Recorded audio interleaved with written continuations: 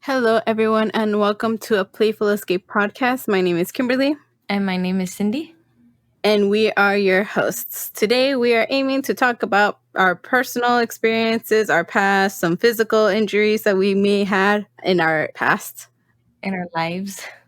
Yes, in our lives. We had attempted to record this, but there was some weird feedback. We're still a work in progress. This is barely our second episode recorded. Although we've recorded plenty more, I think. I think we tried recording like 5 different times. So we're pros at this. Of course. Anyways. So I was going to say, this is an episode that I feel like is going to be a lot about me for whatever reason. Because last time, that's kind of what it was. I was the only one talking. Yeah. Because you couldn't think of things or remember stuff. Yeah, we ended up having to ask our parents questions about me because she's got a really bad memory, doesn't remember her childhood, and I mean, I don't either, to be honest, but so many things have happened to me in my childhood that people often remind me of, which is why I know these things have happened to me, Mm-hmm. And you had a perfect childhood, which is why they don't tell you. It's like, oh, do you remember when you did this? Because, it wasn't problematic like mine. Yeah, I guess it is a little problematic. Maybe we should title this episode Problematic History. No, but that sounds like we've got problems. Well, we did at some point. It's just not the kind of problems. Well, but your stuff isn't problematic, though. You're right. I don't know. We'll figure out the title later. Okay. So, one of the first things that we had told in the previous attempt of recording this episode was about the time you got electrocuted. Yeah. And the scar you have on is it your right hand? Yeah, my right hand. So you have a scar on your right hand finger. Don't throw any shade at me, but the funny thing is, I'm like Mom, where I can't tell the difference between my right and left. It's when like people ask me, it's like, oh, on your right side, or tell me, like, give me directions. I'll go to your right. Like if I'm driving, I know for sure left and right, like without a doubt. If someone says left, I know which way to go left without thinking about it. Mhm. But if someone's giving me directions, like for example, like Mom or Dad is like, oh, go to the kitchen on the right hand side, there's gonna be something, blah blah blah blah blah, I'm gonna be like, which one's my right? And I feel my hand to see where my scar is, and I know that's my right side. Yeah, sometimes I do that too, but you don't have a scar. No, I don't have a scar. I do tend to pick at my thumb on the left-hand side more, at least right now. That sounds gross. I have a Band-Aid on it. Yeah, no, I know you pick at the cuticles, kind of. Cuticles, the skin around the finger. Yeah. I think it's a hangnail, a really gross-looking hangnail. But moving on, tell us about the time you got electrocuted. Oh. Or do you want me to set the scene? No, because you have stories now that you can tell. Okay. So when I was really young, I was asking both of my parents yesterday about how old I was and like small details and stuff. And the funny thing is that Kim actually remembered certain things, although she doesn't remember much. She actually remembered like what my mom and dad were doing. But this one particular day, our parents were taking care of us, but my sister and I were inside the house and they were outside in their garage refinishing the pool table because it has that felt on it and they were changing it. Mm-hmm. So they were in our garage and we were inside, and I don't know how, why, or when exactly, but my sister and I were inside and we ended up, I suppose, in my grandma's room. And my grandma had cut open a wire from an appliance, a home appliance, and left it exposed. She like taped it to like seal it, but it wasn't electrical tape. It was just regular tape. And me being a couple months old, I was playing in there, and I guess I probably put it in my mouth, I would suppose. I don't know. And because I put it in my mouth is how I got electrocuted, but the exposed wires actually cut my thumb and index finger. And my sister went to go tell my parents, and I have no recollection of this at all, but I was asking my parents about what happened after the fact that I got electrocuted, and All I know is, yes, I was crying if people ask, because I always ask that when I ask my parents, like, when I got hurt, was I crying? Like, what happened? Like, tell me, how was I? I was crying. My mom said that she could see that my hand was injured. She doesn't remember much about after what happened right after that same day, but they took me to urgent care to check me out to make sure I was okay. And that's all she can remember about the day. But I know she says that she remembers a lot about the years after. I constantly had to go to the doctor to fix and adjust my finger because I was only a couple months old when the accident happened and I was still growing. So, because I had a scar on my finger, you know how when you're growing, if you get cuts, scrapes, and scars, your skin heals. But I was so little that if it healed the wrong way, like my finger wouldn't, I guess, grow with my body, I suppose you could say. Like, that injury would have affected the nerve damage for it too, because it wasn't just, like, surface level, it was a little deeper than that, right? Yeah. So the thing about like my scar and everything, it's actually like super sensitive. Like if I touch it or hurt myself accidentally somehow, I can feel it. Like I can feel it from like my hand to like my elbow. It's like a tingling sensation that you're just like, oof, that hurt really bad. Mhm. But for years, they would take me to get x-rays. Well, initially, it was to get x-rays to make sure I was okay. And then it was just to fix my finger, to straighten it out. And I had like a finger brace to make it straight as opposed to curved, because when I would point, it would be like more curved downward. But I think my parents said that happened for like 3 or 4 years until I was, I think, 3 or 4. My dad asked what they could do about the scars developing on my hand, I guess. And they said that I could have a skin transplant from my belly fat to replace the scars so I could just look like a regular finger, like anybody else's, I suppose. Yeah. But because I was so scared of doctors by that point, because they would cause me so much pain readjusting my finger, my dad didn't want to do that because they would have to put me to sleep because I'd be scared otherwise. Because for the surgery, they would just numb the areas that they needed to work on. But I was so scared that they thought it would be best to put me to sleep. And my dad didn't want to do that since I was so young. So after that, after the 4 years of torture, I was done. I didn't have to go to the doctors because I kept getting hurt anymore. It was fine. I survived. I'm here. Still have the scar. They asked me when I was older, I think this was like when I was in middle school or like early high school, if I wanted to get like a cosmetic surgery for my hand to fix it. And I was like, why? I guess I still am afraid of doctors. Subconsciously, I'm not fully aware of it. I kind of feel it, but I don't acknowledge it. But I remember them asking me, it's like, oh, do you want to get that fixed? Do you feel like it's, holding you back in any way, shape, or form? And I was like, no, what are you talking about? I don't want to do that. I don't want surgery. No, leave me alone. That's what I remember thinking. I was like, nope, nope, nope. I'm good. I'm good. Thanks. I'm good. And I mean, it doesn't bother me. I mean, it's visible, but like not many people know about it. I mean, well, everybody knows about it in my family and the people closest to me, but they don't always focus on it like, oh my God, look at your deformed finger or something. It's not like that. At least I don't feel that way. So I prefer not to feel it. If people think it, at least I can't hear it. Yeah, I think the only thing I should know about your hand is that I completely forget about the fact that you have the scar on your hand. The only thing I focus on is how small your hands are. Yeah, yeah, no, that's a good point. Yeah, you don't remember. People don't acknowledge it because it's not their hand, not their body, not their scar. They don't know. They're not aware. Yeah. And I feel like it's something so minor and it's superficial, but like doesn't really matter. It's like not affecting me in any way. Mm-mm. I can still write, I can still type, I can still, point. It's just slightly curved. Yeah, I can't bowl really well, but that's different. Oh, yeah. We always invite you to go bowling with us, and you're like, "I'll go to watch. I'm not gonna bowl." Yeah, no. I'm like, "Ugh, Yeah, I can't really bowl. bowling is fun though." We can't go bowling though. Quarantine life. I mean, I like I said, I can go to watch. And people have always tried to give me solutions. Why don't you play like little kids and hold it with both your hands and like toss it in between your legs? I go, because I'm gonna feel like an idiot. Like, no offense, it's just that's how I'm gonna feel personally. So I'd rather just go and because I don't know, people sometimes focus like, oh, it's about the game, it's about the game.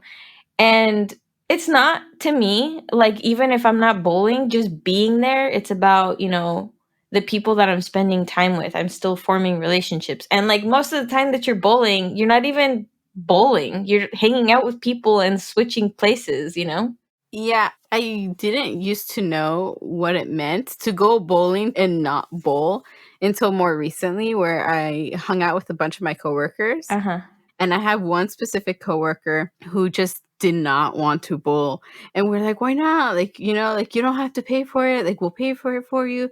Like, can lend you the shoes. And he's like, that's why I don't want to bowl. I don't want to wear other people's Wow, that's shoes. But he interesting. used to go bowling like all the time, I guess, growing up. Oh, so he probably had his own shoes. No, Oh, so he he didn't. just doesn't like wearing the shoes, which is why he doesn't bowl. Exactly. He has like this really interesting shoe collection. He's always looking out for the newest like Jordans and Nikes and like the newest hot shoe or whatever. Mhm. So it's really cool. But like when he went, he would just go beer in hand kind of thing. Mhm. And he would give us advice on how to bowl better. And at the time, I used to bowl, and every time I would throw the ball, I would kick my right foot up as I would throw the ball, like right after I would throw it, because I guess it was a way for me to maintain my balance. But the more I kept bowling, the less I did that, and the better I got. So I think kicking the foot up was the thing that was making me lose. So it was your demise. Yes, yes, yes, yes. Mm, mhm. So I guess it's story time for me. Which one of these stories should I tell, Son? I think you should tell a funny one, something lighthearted, something. Oh, should we bring up the joke that we had? Yeah, the BC and AC. Yes. Yeah, You knew exactly what I was thinking. yeah. So yesterday, again, we reached out to our parents. We live with them, but sometimes they don't have time to talk to us or things like that. Or we're just not around. Exactly. And it kind of helps to have like more of us around to be able to have these kind of conversations, like genuine conversations. I think last night it was around like 11 o'clock where we started. No, you came home around 11:20, right? Yeah, so it was 11:30. We probably started questioning my mom. Yes. And she was like busy trying to put away her clothes and doing laundry. Like getting ready for bed, and we just sat on their bed. They have a California king sized bed, which is like the largest bed. Well, the largest bed, like easily accessible, I suppose I should say. Yes. And all of us fit on it, basically. All of us grown adults can fit on our parents' bed. And my mom was, folding her clothes, putting it away. And my sister and I come with her laptop ready to take notes. Like, all right, mom, tell us about our childhood. What can you remember? Yeah. And we stayed up until like 2 in the morning talking to our parents. It was like 2:30. I don't even know. But we got kicked out after that. My mom, my poor mom. I know, she was so tired. She's like, yeah, yeah, vete a dormir. Basically saying like, Like, yeah, just go to bed, get out of here. yeah. She was like standing for the first half hour to an hour. Yeah, And she kept calling my to dad come to bed. because he was working in the kitchen. Yeah, he was working. And then the moment it hit midnight, he finally like closes his computer and goes to his room and he's like, yeah, go to sleep. It's late. It's midnight. Yeah, he kicked us out of his spot. Like, my mom has like one half of the bed, my dad has the other half of the bed. So we were sitting on our dad's half of the bed because, he wasn't around. And he kicks us off because he's like, my bed's gonna be all warm and I'm not gonna be able to sleep, which I thought was so funny that he was saying. But we moved so he could sit down and get ready for bed too. But like I said, we didn't leave till like 2:30, and I questioned my dad too about memories he had. Yeah, but like while questioning mom, because it was the first hour and a half. Yeah, is where we got our information for BC and AC. Yes. So as far as we are discussing BC and AC, as for me, is before Cindy and then after Cindy. Yeah, so before I was born, I was an only child. yeah, exactly. That's a perfect description. She was an only child. Just it lasted 3 years and a month. Yeah. So while you were an only child, what were the characteristics mom used to describe you? What did she say about you? The notes that I have here is spoiled. They gave me everything and took care of me, Hmm. but I was scared of everything. Yes. Hmm. I was stubborn and would throw tantrums when I wouldn't get my way. And here I have a note in one of those tantrums, like I would purposely fall and injure myself. But and there was like one story that my mom told me that she was cleaning a house. This was like before she started working in a more secure kind of job, that she would clean houses for some people, and I would throw a tantrum because I couldn't do something and I was standing a bit too close to the chimney, the fireplace, and I fell back and nearly hit my head on the corner of the brick for the fireplace, where she got mad at me and yelled at me, which made me cry even more. And what else? They have stories of me saying that I would purposely want to push my own stroller. Backwards, by the way. By backwards is like pushing it from the front end of the stroller, not from the handlebars, because I couldn't reach the handlebars. You were too tiny, yeah. So which made it more dangerous because then you couldn't see anything. Yes, but obviously I did not think that. I was just thinking I'm pushing my stroller. And look at me, I'm so grown up. Yes. And then there was one more story that they told of going to the mall, is that I would be kind of like Thor Throw your bottles. when it came to my bottle, which was like I would drink my drink, milk, water, juice, whatever, and instead of dropping it in the stroller or whatever, I would just throw it, like long range throw out of the stroller. And that apparently, I learned this yesterday. I think I heard it before, but I didn't remember until yesterday. Mhm. Is that I hit a person in the head with the bottle. No, no, no, no. You didn't hit him. Dad said that you threw your bottle and some guy was walking. It almost hit him in like the face or head. Uh huh. And he turned to see like where did that come from? And he looks at dad and it's kind of like, when you're like almost about to get hurt, you realize like you get defensive or something. And Yeah. he looked at dad and then he saw you and then he was like, and dad was like, oh, I'm sorry, I'm sorry, I'm sorry. And he saw that it was you that most likely threw it. And then he was like, oh, it's okay. But oh my God, you're just getting dad into problems.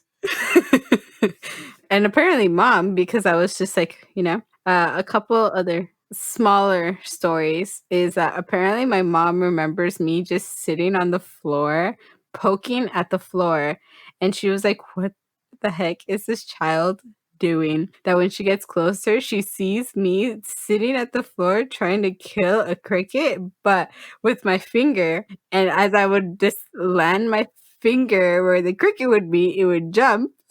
And so I would follow it and try to kill it, and it would just look like I was poking the floor.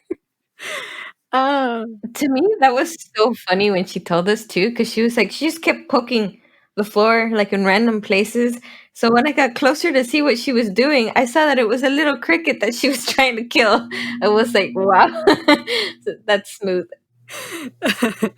and a characteristic that my parents said is that I was always sucking my own thumb when I was a child. Oh, there's plenty of pictures of that.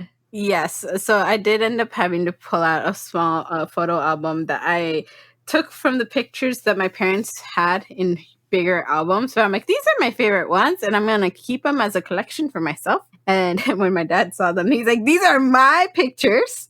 What are you doing with them?" Also, we should add that our parents have like a lot of pictures of when you were a baby, Oh yeah. a couple pictures of when I was a baby, and like no pictures of when our brother was a baby, which is really sad. It makes me sad.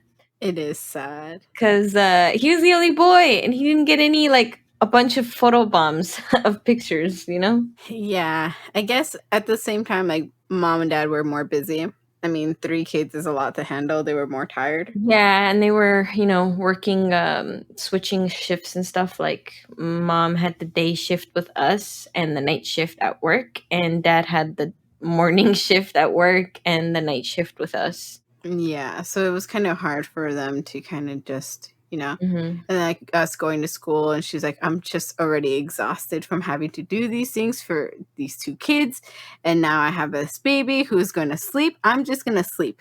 Because I guess when she had both of us, she had some kind of energy to be able to take pictures of us without having to be overly exhausted. Yeah, and I don't even think she was in the same job because the job that she was at when she like recently had Johnny, Hmm. that one was when she had like the night shift. Yeah.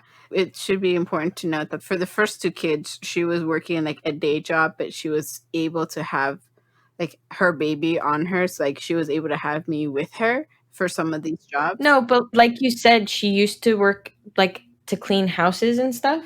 Hmm. But our parents were pretty young. Like, my mom had Kim when she was like 20.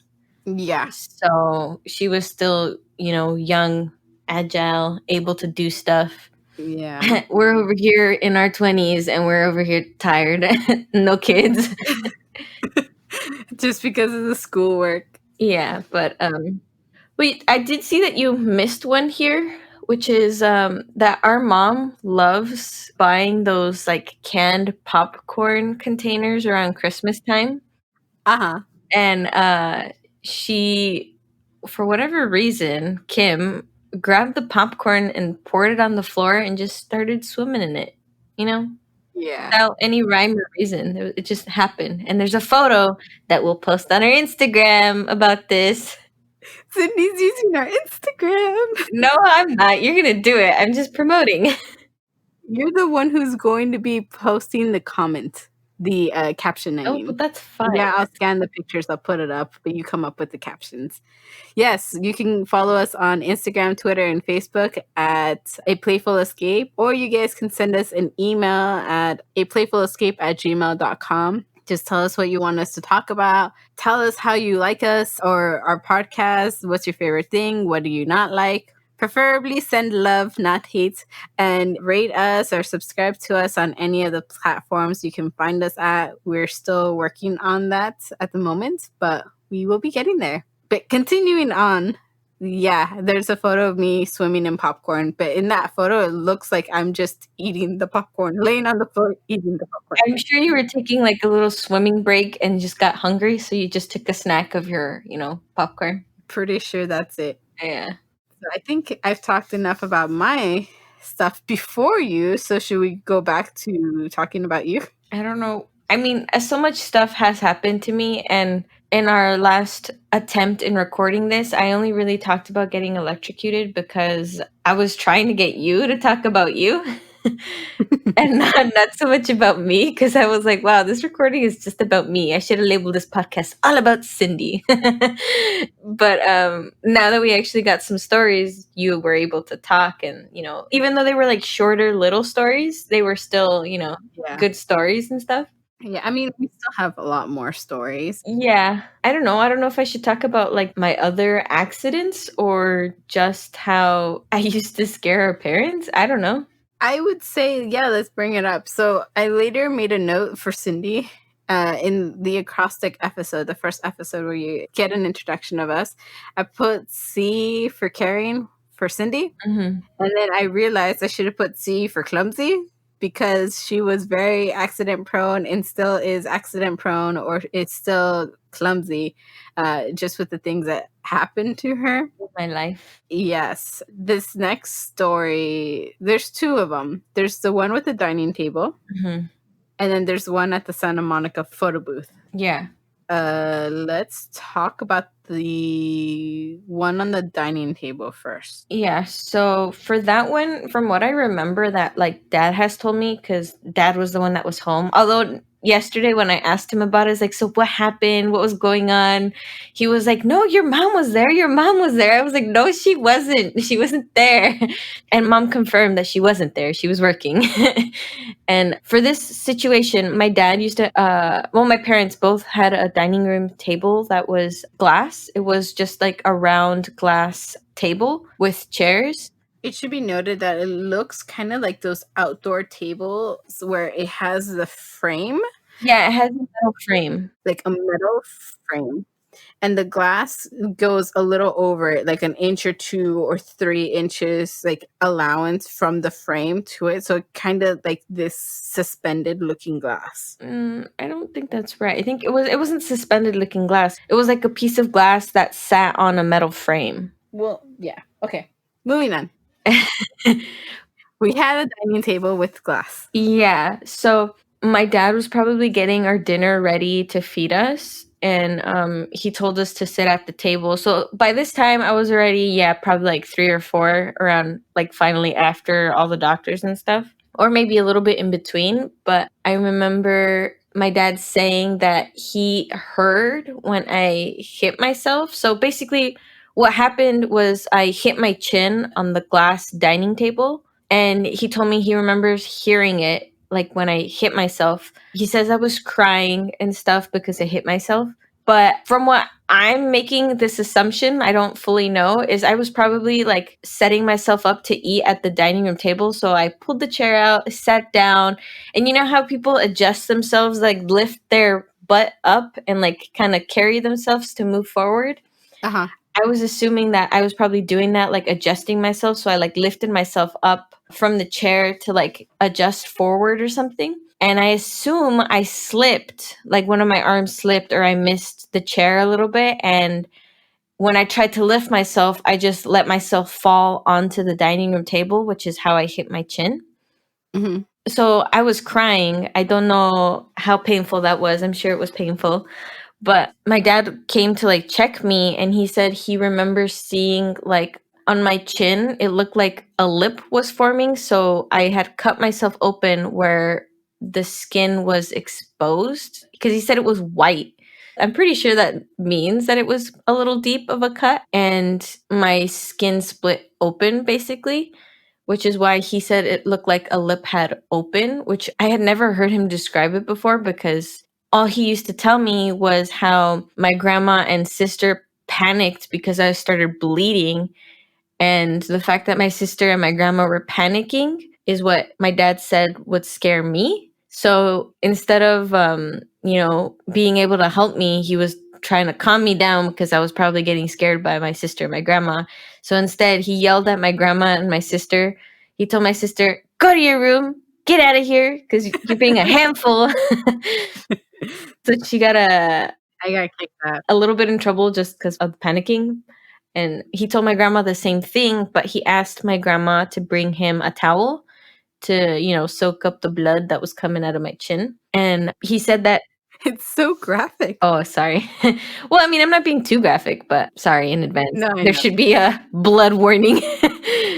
I mean, there's no visual of blood, so we should be fine. I know.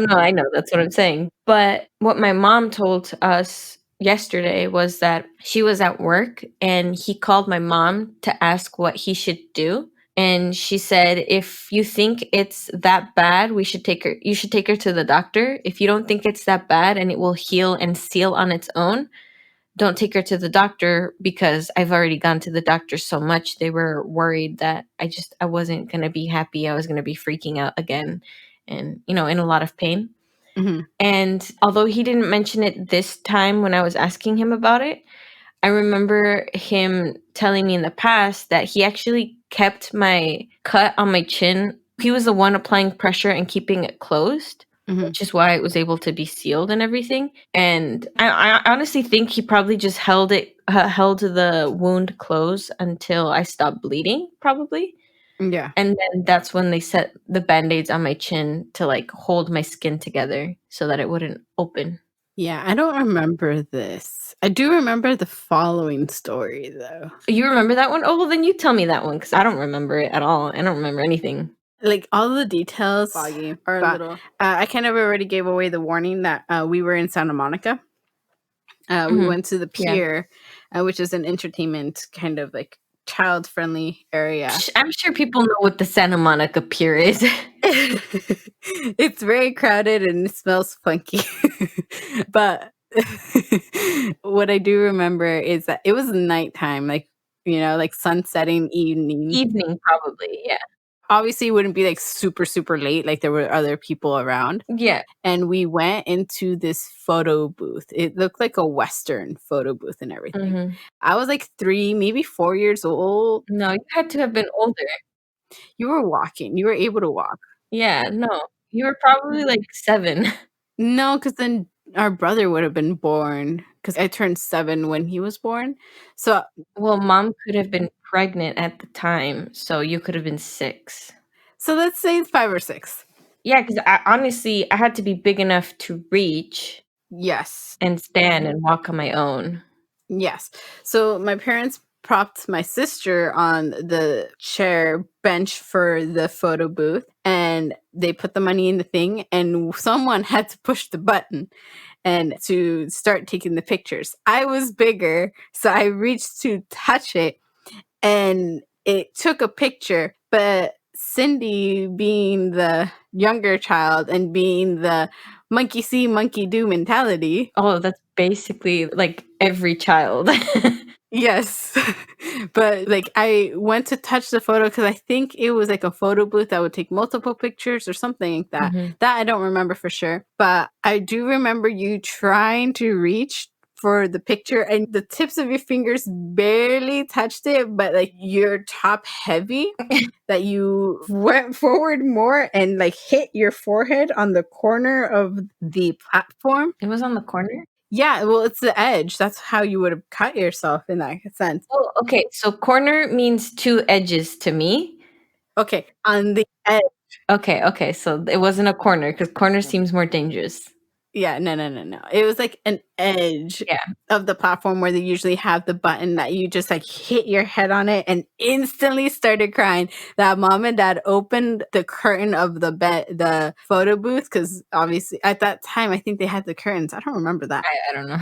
We went straight to the hospital in Santa Monica because I remember walking by the pier just with, I think, Dad, I want to say. I remember being carried by Dad, but I don't remember too much else. Yeah, I know someone had to carry you to the hospital, and I didn't go in with you. One of the parentals was with me, and the other one was inside. Yeah, we should have asked mom and dad yesterday, but I think dad was the one that carried me and took me. Probably. But for this accident, I ended up getting stitches. I don't know how many, but yeah, I got stitches. I do remember you coming out with like a Daffy or a Bugs Bunny Band-Aid. It was like green. I remember that too. I don't know why I remember that, but I thought it was so cool because it was a Looney Tunes Band-Aid. Yeah, that I vividly do remember, like a green Band-Aid with the Looney Tunes on it. Green?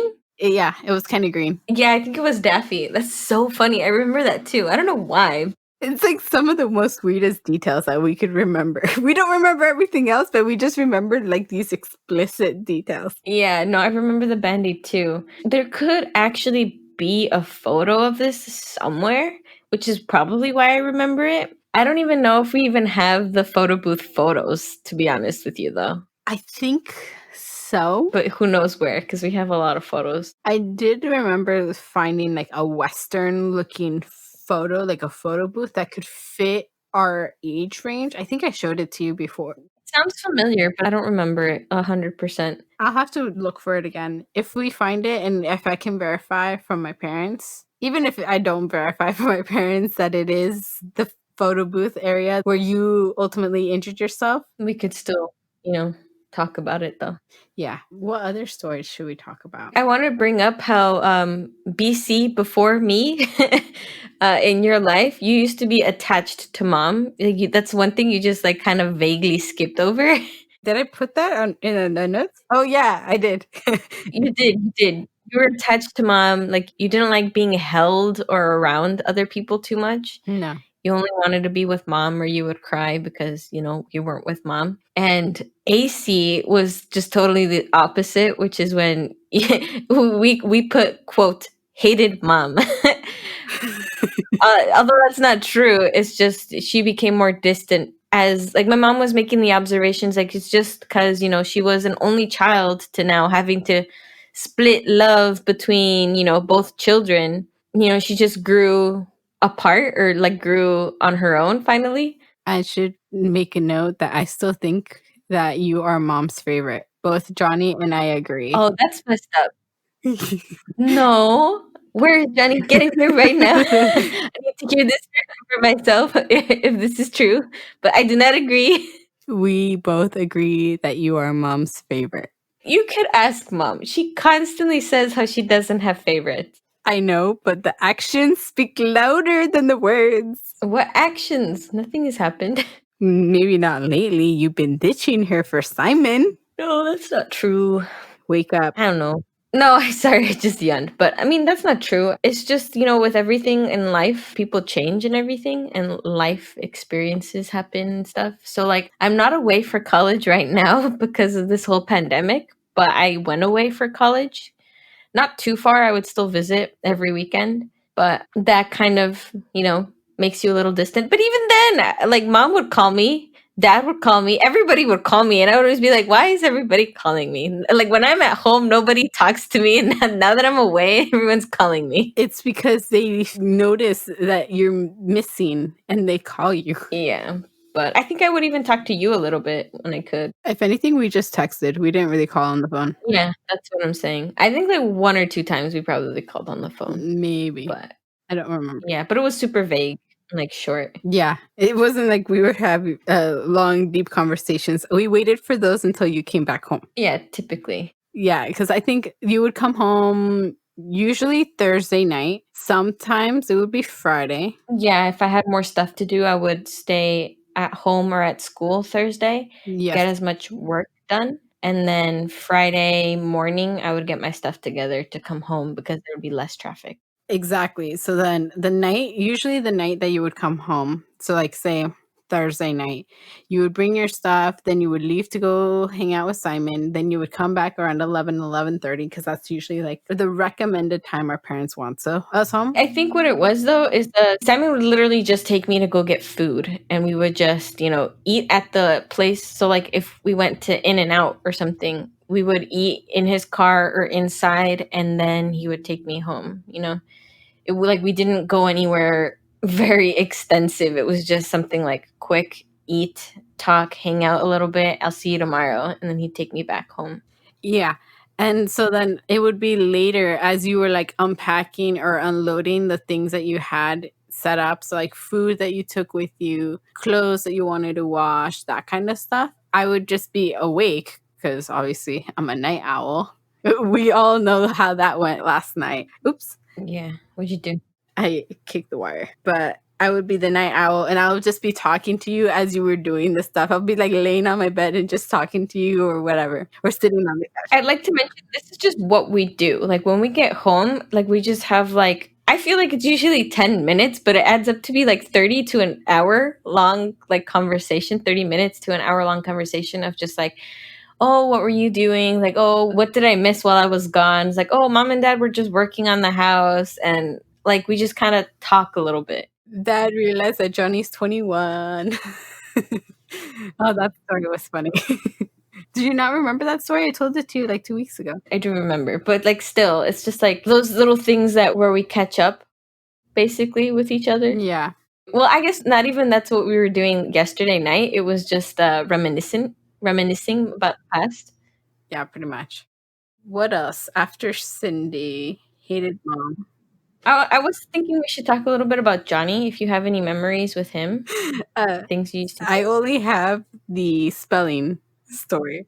Oh, I mean, yeah, you could tell that story. I'm sure people would like to hear it. So after Johnny was born, I think he started going to school with you, and then I was in middle school in that kind of case because the age difference between Johnny, our younger brother, and I is 7 years, and the age difference between me and Cindy is 3 years. So Cindy and Johnny would probably be like in the same school. So like if Johnny was in first grade, Cindy would be like in fifth grade because that's how the age gap would work.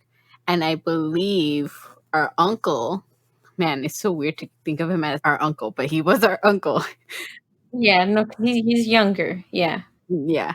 He was helping my mom out, I guess, and picked us up from school. And picking us up from school. Exactly. So he would go to pick you and Johnny up and then come pick me up because it just made one big loop versus one going this way, one going that up the hills. It just made more sense. Uh-huh. Yeah. And then it's better to like pick up the kids versus picking up a tween teen kind of thing. Oh, right. Yeah. Uh-huh. Because that just meant I spent more time with my friends. So we picked this up, and I remember we were like really close to our home, like right around the corner. And I think Johnny was saying something that he had a spelling test. Yeah, no, I don't know if it was on the whole car ride or what, but basically our uncle was helping our brother with his spelling test or practicing spelling words that were going to be on a spelling test, I suppose. And we can't remember for the life of us what word he had to spell. I think it was fort, Fort. I think it could have been like fork or something. Yeah. Either way, it's like if it was fort, he was off by one letter. If it was fork, he was off by two letters.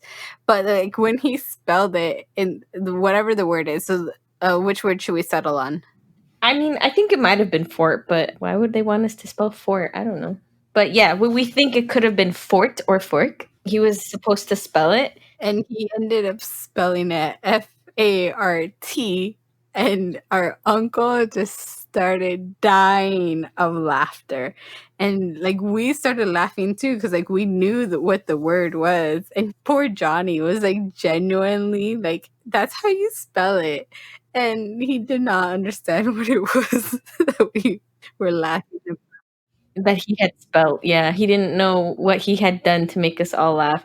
And I was just telling my parents yesterday because we were both saying how we remembered this. And I think even Johnny probably remembers this because for whatever reason, Johnny has a better memory of his childhood than we do. Which is weird. Yeah, I don't know either why he does. But I remember thinking I felt bad because he probably didn't understand like why we were laughing. And I felt bad that maybe he would get embarrassed that we were laughing at what he spelled. But I don't know. I feel like Johnny doesn't get embarrassed. He seems fine. Or if he does, he doesn't show he gets embarrassed. I think he does. He's like, he's a little shy, but I think he's just, he's a big boy. Yeah. He deals with it. Yeah. We should be coming up to a wrap up, but I think I have one other story that I can share, and then I know you had a story you wanted to share. And this can kind of go hand in hand. So okay. There was a time where you and I both went to school at the same time. We went to the same school. Again, there was a 3-year difference. I think from 3rd grade to 5th grade for me, we were going to the same school. Yeah, maybe 3rd grade to 5th grade. You were probably like in kindergarten. I don't know. And onward. I'll tell my story and then we'll go into yours. On one of the times our mom would drop us off at school, I genuinely asked my mom if the car knew where it was that we were going because she would turn on the turn signal. She would use the turn signals, and that the action of turning on the turn signal or flipping the turn signal to indicate when you're turning right or left is so subtle as you're doing a turn or something like that I, as a child, was like, how does the car know where we're going? And my mom just played along with that. But I remember this because it was on our way to go to school. And that's the only segue that I can provide for you. But for you, you said that you loved going to school when I would go to school with you. Oh, yeah. Uh-huh. I was about to say, why would I laugh? But yeah, I mentioned this in the last recording attempt. Yeah. And I remember that you didn't know this, but every single time I would get to see you in any way, shape, or form. So like in recess or in there was this buddying system that they had with like the upperclassmen and the lower class kids to like, kind of form bonds between each other. I remember it was like your buddies. And you weren't my buddy in anything, but I think when we would do that, I would get to see you. Yeah, I think it was my class with your class. Yeah, but we weren't buddies with each other. And I remember all the time I would get to see you, I would always be super excited to want to say hi or hug you or just, acknowledge you. You Mhm. know what I mean? And I was also bringing up yesterday that I don't know if Johnny was the same way with me or if maybe I was the same way with Johnny. Whenever I would get to see him, I would always be like, oh my God, hi, Johnny. You're so cute. But yeah, no, I remember if for whatever reason I was just having a bad day, if I got to see any one of my siblings, I would always be like super excited or happy that I saw them. I don't know why. It's just that's how I felt. I remember getting annoyed by seeing you though, because That's messed up. I'm just a bundle of joy. Why? Why?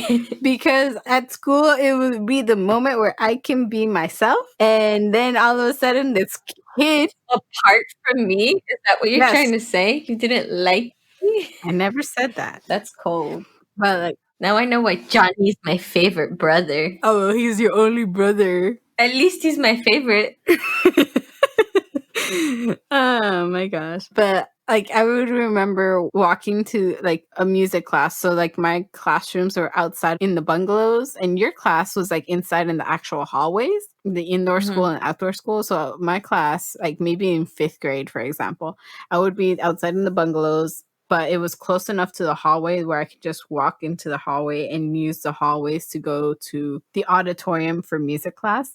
Mhm. And I guess there were times where your teacher would keep the door open and I would just be passing by and all of a sudden you'd run out, hug me, and I'll be like, "Where did you come from?" And I would go back to class and like I'd hug you, but then I wonder if I would get in trouble for doing that then, just like taking off of the classroom. I know you also did that for ESL because you and I were in a Spanish based household. Oh, right. And Yeah. this school is in a richer area. White neighborhood. Yeah, a very white neighborhood. Well, at the time, I'm sure now it's probably not, but Yeah, I think the minority was not as popular there as it is probably now. Mhm. But at that time, there were not many Hispanic Spanish speaking children there. Yeah. So they had hired an instructor who now I understand that is qualified to teach like ESL. Mhm. At the time, I thought it was because she was Spanish speaking, but no, it's not. She was too, though. There were times that we would both be pulled out, but based on our age range or our grades. So I would be pulled out amongst 2 or 3 other Spanish speakers, and we would have like a half hour to an hour with this instructor just discussing how to improve our English so we wouldn't really have an accent. And you were younger, but you already were introduced to the English realm versus me because Mhm. the school that I went to was like a bilingual school. Yeah, so that's something you should mention. So from like preschool to second grade, you were in a school that primarily would like teach you or talk to you in Yes. Spanish. Although they did teach you and talk to you in English as well, you were stuck to Spanish at home and then in class. So it made it more difficult for you Yes. to learn English or to, read and write in English when you came to your third grade school where we were in primarily a rich white neighborhood, most likely. Yes. So in that essence, like the instructor, like I struggled with English a lot. Sometimes still do, but not in the way that I did back then. And you only went to that school for preschool. Yeah. And then because mom wanted to transfer me over because she saw how terrible I was doing in those classes, Yeah. they were like, "Oh yeah, she's a great kid. She's doing phenomenal, blah blah blah." And she went to sit in because sometimes parents sit in the elementary schools to see how their students actually, how their kids are actually doing in the classroom. She saw that I was absolutely terrible. No, she saw that you were further behind Yes, in reading. exactly. So, like, in this context, like, I could be a good student behavior-wise, but like Academically, you were lacking. exactly. So my mom's like, these teachers are terrible. Like they're not telling me the truth. No, it wasn't so much that they weren't telling her the truth, is they were trying to be reassuring. They were trying to reassure her, it's like, "She will get better, everybody learns at their own pace."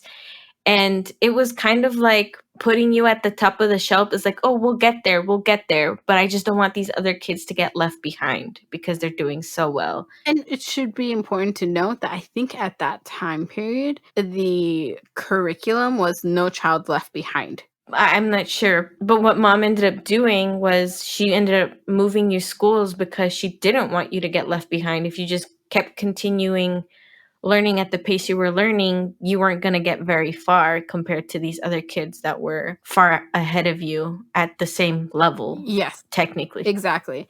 So the way that they made it up is I went to this other school that we both ended up going to, for you for kindergarten to fifth grade, for me for third grade to fifth grade. Mhm. And I got put in a class that apparently was an honors class.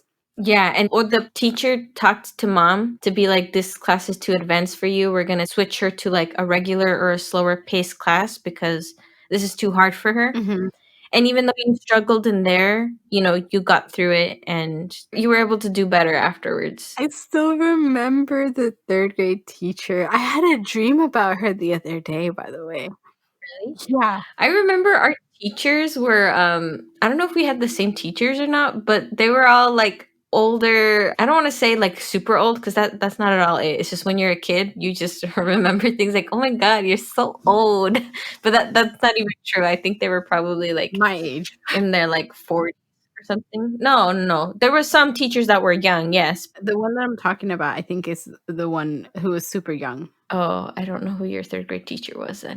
Blonde hair, short hair. We saw her when we were walking home from a Memorial Day parade. I don't remember. I don't know what you thought about teachers seeing them outside of school, but I always used to think, it's like, no, they don't leave the school. They're always at school. I can never see them outside of school because they only stay at school. You know what I mean? Yeah, I think it's because growing up, like elementary school teachers, they would just focus on the academics. They wouldn't have like real time talk with us because they've just focused on the necessity. Right. That's a good point. Like, as you get older at a certain level, like, it's nice to have distractions, Yes. which is how some professors or teachers, they start talking to you about their outside lives because you're already approaching their age range, which is where, it's probably more like, I don't want to say acceptable because, sometimes it's like you're not even talking about your life. You're just giving a mental break really quick, Hmm. or even talking about like your interests or hobbies when you introduce yourself as a teacher. Yeah. So it's different.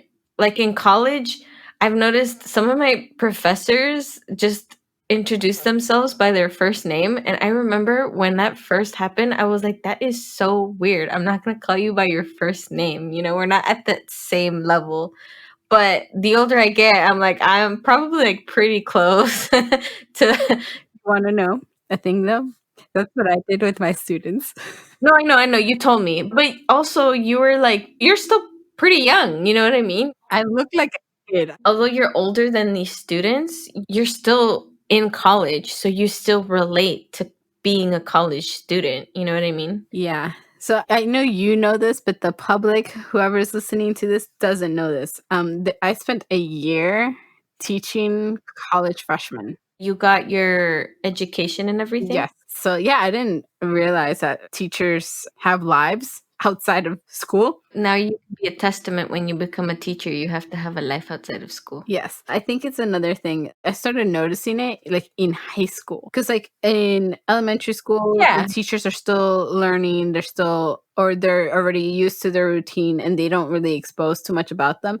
And I didn't have any instructors who indicated they had a life outside of the school, meaning like a teacher didn't get pregnant or any of that kind of sense Are you talking about in high school or like before? before high school. I guess so. For me, it probably happened middle school to high school because I think I got a lot closer to certain teachers. So, because I joined a certain program in middle school, is how I got close to certain teachers. Exactly. which is why I knew that they clearly had lives outside of school, and they helped run this program that we would, participate in, do activities outside of school. So clearly they had to leave the school, but you know what I mean? Yeah. But it proved the point that, like, people have lives outside of their professions. Mhm. And specifically, I think teachers is like the first thing that you associate with, because when you're so little, you're introduced to teaching and education. So it's like the first profession I feel like people are probably exposed to. Yeah. But yeah, when you're young, you think they don't leave. As you get older, depending on your situation, you realize, like, yeah, they have to have lives. Who knows what their personal lives are like? But here we are talking about ours. Yeah. Outside of school. I think the reason we started humanizing our instructors, like our teachers in middle school and high school, is because we still had like first, second, third, fourth, fifth, and sixth periods.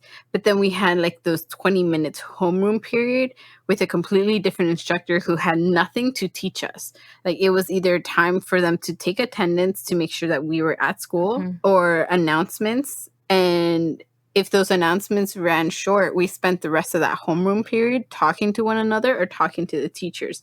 And I started understanding or seeing the humanization of teachers in high school because there was a teacher that I had. I still love him. He's still a great teacher in my head. That he always started his English classes talking about his kid, and then I had him for homeroom. Mm-hmm. So like say I would have him for homeroom, he would just chat with us, take the attendance, and then, and then I would have him for the class, and sometimes I would hear the same story twice, or I would hear the story and then I would hear something else about that same story that made him more human. That he would talk to us about his kid. Yeah. He would talk about being a cop because he was a part-time cop. Yeah. He would talk to us about going to the same school that I went to, and then during the earthquakes in 94. And that he made it more humanizing, that when he introduced that, I saw it in all the other instructors, if not all of them, in a few of them. And it wasn't until much later, because I visited my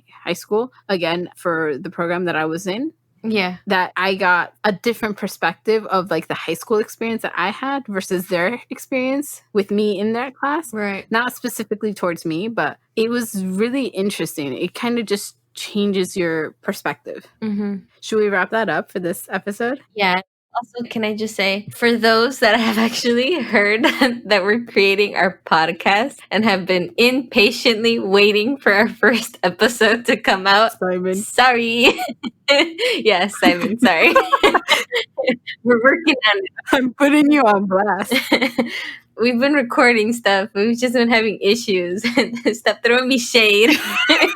And this is has been a work in progress for us for a couple weeks now, I guess. Yeah. I mean, we've been talking about it. But I think we've been pretty good. Like, at least every week we've been doing something. Even if we have to redo it. Yeah, which is super unfortunate. And hopefully we will do that less. I think we figured it out. Yeah, I hope so. But yeah, stop throwing shade at me, Simon. 2 episodes in and you're already called out. I think we even called you out in the first episode. We brought him up, but I don't know if we said anything. All right. Well, bye, Simon. Thank you for listening. Oh yeah, thanks, Simon. Love you. I don't, but I'm not in a relationship with you. All right. Thank you, everyone, for listening. You have listened to another episode of a Playful Escape podcast. I am Kimberly signing off. Ooh, fancy. I'm Cindy signing off. All right. Bye. Bye.